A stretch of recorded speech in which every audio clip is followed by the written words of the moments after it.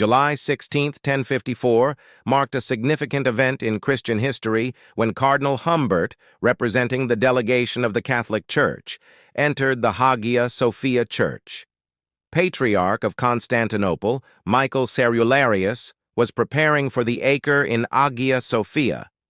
Humbert left a document in front of the Patriarch, accusing him of heresy, and then left both the Hagia Sophia and Constantinople, returning to Rome. However, the document left by Humbert ultimately led to his excommunication by the Pope, the Bishop of Rome, on Patreon. On the same day, Mehmed II, also known as Fatih, the Conqueror, convened a church council and excommunicated those who had excommunicated him. Thus, July 16, 1054, is recorded as the official date of the separation of the Western and Eastern churches.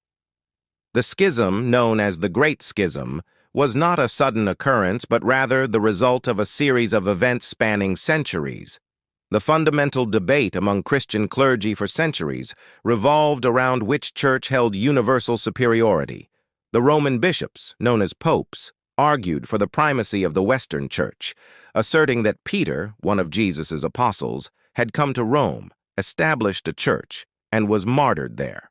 According to the papacy, subsequent popes represented Peter in the papal office.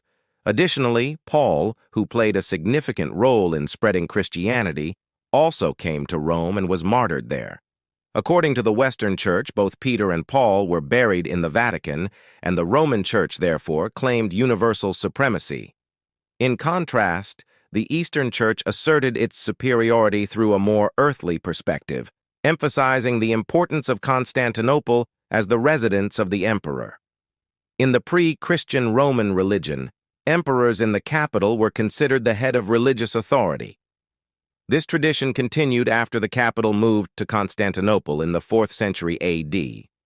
Emperors such as Constantine, Theodosius, and Justinian had authority in religious matters. The Eastern Church argued that the emperor should have superiority wherever the church was present. The dispute extended beyond theological issues to cultural differences. By 1054, there were long-standing differences between the two churches. For example, the tradition of clergy in the East growing beards had become prevalent, while the West did not have such a practice. In the East, clergy were allowed to marry, whereas in the West, they were celibate.